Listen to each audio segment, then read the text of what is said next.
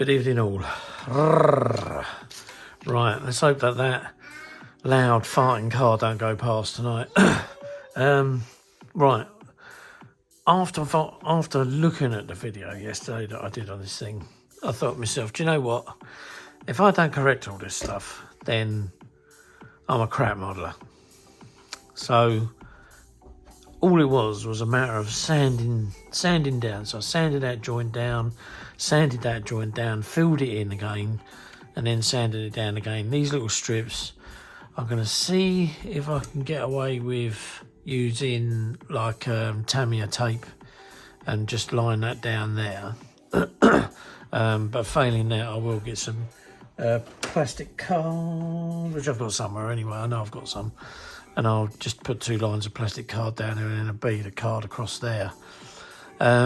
This has all been sanded down, so it's all flush. The nose cone, I cut off. Oh, Christ, this thing's big. So basically, what I did here was I stuck the razor saw through there and I cut it off because it was, when it had gone on, it had slightly twisted. It's a bit of a better fit now. I've just got to sand a bit more off the top there. I've sanded all around here again to make it better and more flush. I did the top of the engine. I've managed to get that bit nice and smooth now in the wing now. It was the same for this side here. So I've got a nice smooth join there now. I was going to do these panel lines, but you know what? I've worked with not the Poseidon, but I've worked with airliners for an awful long time, and anyone that's worked with them, you'll know that aren't close. I mean, these are like cavities. They're not. I mean. They don't really have panel lines as such because the metal is overlapped, I think, on some of them, but it's so thin it's hardly noticeable until you virtually get within 6 foot of the thing. So I might just leave them as they are because another coat of paint will help make them disappear anyway. Managed to sand the line. There's a line that's here, so I managed to sand that back a bit there and there on the other side. Yeah, it's looking a lot better. I did notice a couple of other things. I don't think I'm going to be able to show you here, but along the back edge of the rudder, there was a gap that I'd never noticed. So I filled that in this afternoon. This literally pretty much is it. I mean, I rescribed. Well, I scribed the square. This is for the flare pod. Now they give you it in the kit and it's a real plain Jane. As a matter of fact, I'll get the thing out because it's here. It's a real plain Jane looking thing. It doesn't have much in the way of what I would call detail on it whatsoever. So let's really zoom in on this one. So this is it. I've had to make the curvature in the bottom so that it sits flush on the fuselage, even though you couldn't see me do that. So but there's nothing on it other than this tiny dot on the roof of it. Now, as far as I'm aware, they don't look like they look like this, but they don't. That I've not seen. Now, as this thing sits, the lenses would be visible. But I've since learned that the damn thing folds back in there and then gets covered over.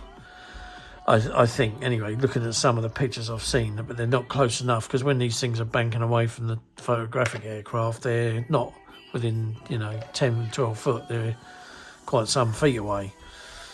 So, yeah. So I've scribed the lines around to make a square using the square template. Don't really know what I'm going to do with that yet. This little channel here, this is where the anti-collision beacon goes, the strobe. So I've got to go over it again. So I'm going to go over it with some Tamiya Sky Grey and just make sure that everything is married up, and that it's looking halfway to decent. Like I say, it is a big kit, and there are discrepancies with it. And this is, if I was to pick a join that's the worst, it's joining the back to the front, because as it goes together, it should go together and it should go bonk like that. It doesn't. It's almost like one part of it is bigger than the other part, and you have to marry it up with putty, filler, whatever your choice of filler is, whatever that is. So yeah, so I've got that now. There are still a little bit of tin fret to go on. We've got the windscreen wipers there. They got to go on, and then these P-8A tubes have got to go on. But the rest of it is literally nothing to do with this kit, I don't think, because it doesn't show you. Oh, here you go. This is the better side out of the two. So we've got the windscreen wipers, 15 and 16, P-8A tubes there. These were the rudder pedals, but I decided not to bother to put them in because you can't see them. I don't know what these two things are, but again, they do say to put them below the nose, but they're not very great in showing you how they go or where they go and what they're supposed to look like when when they're going on. So yeah, that pretty much is it. This stuff here you don't use, and the rest of it has gone anyway. So yeah, so that's the photo. So like I say, it's only just the windscreen wipers on the front. Oh, let's back off a bit. So the windscreen wipers on the front, and P-8A tubes. They're two on the front, two each there, each side. And then it's the massive aerials, because there's a line of them going along there. Now, in this pamphlet here, you can see the definitive marks as to where the aerials go. So at least that tells me where they go. On the underside, although it's a little bit more difficult, but it does show 1, 2, 3, 4, 5, 6, 7, 8, but I'm not sure whether those two are these bumps in line, as to which case on mine I've done 1, 2, 3, 4, because it doesn't tell you to do that, because this isn't the RAF kit, this is the American or the Australian version. So that all came too late, because these only came the other days. I mean, I could cut them off and redo them.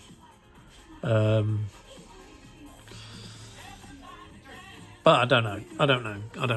It just means another load of work that might not be worth doing, because if you cut or chop these things off, because they're on a curve, you might not be able to get them to them properly, and you might make a load of. I might just end up making a complete balls up of it, and then it'll just be, flying unaccorded. So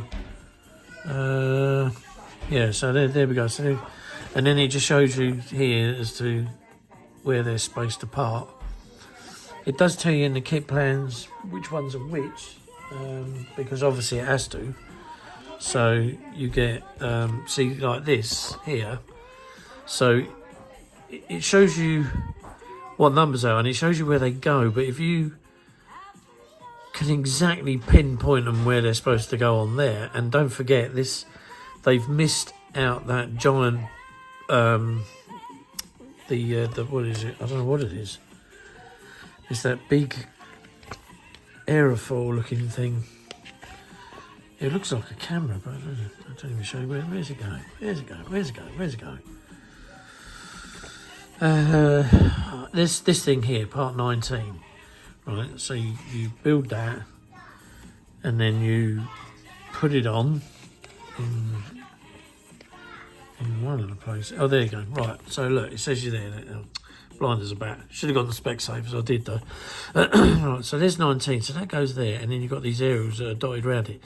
It doesn't show you exactly where they go. The only thing that's most recognisable is this anti-collision light just sits in that hole, which is the hole that I showed you. Then again, you've got all the aerials going in on the roof, and although that's showing you a centre line there, there's no centre line on the model because the panel is this wide and it goes down it, and you're supposed to stick it in the centre of that line. Or do you stick it on that side, or do you stick on this side? You know, again, these are all right because they've got little tiny holes in the fuselage, so you can get them straight. They're done and dusted. The drip gutterings, now they're just shown as like moulded in lumps. They're actually they're like channels like this, so they're kind of that shape. So you've got the L, this sticks to the fuselage, and it goes like that. And basically all it is it's peeing down with rain, it throws the water off the front. And this is where on airliners you get the big arm that comes out and sucks on the side, and that normally protects it anyway, which is why you get a great big black rubber mark going all the way around the door. That's on airliners. They don't normally do that with these. And normally, if they've got, these are air stairs that fold out, and then normally if they've got any kind of stairs that go on, it's like it has a canopy over the top anyway. So that's what it shows you. So it shows you that, and then you can see the flare pod going on in the square there at the front, and then there's an aerial directly behind it. So I don't know about sticking all the aerials on right now because all the aerials are white, and if I go and stick them on now and then spray the whole thing, yeah, I'll have to mask it all up, chancing whether you ruin the finish of the paint. So what I'd rather do is spray all the aerials white, spray this thing grey, and then all you do is you just make like a little line, scratch a little line on the surface, and then you put the aerials on. But we haven't got that far yet, so we won't worry about that for the minute. So I've sanded down the leading edges. Now, these all got to be silver. So I can do them. But I think first things first, I'll get all of this set up. I just noticed there's another little mark there. So I'll deal with that in a minute. But there she is. So that's her. So thanks, Graham, for the pictures, by the way, mate. Hope you're all right up there in Bonnie, Scotland.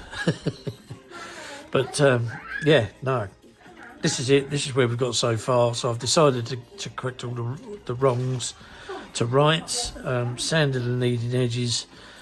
Same on there. Same with the trailing edge. I've done that as well. It's a nasty lump there.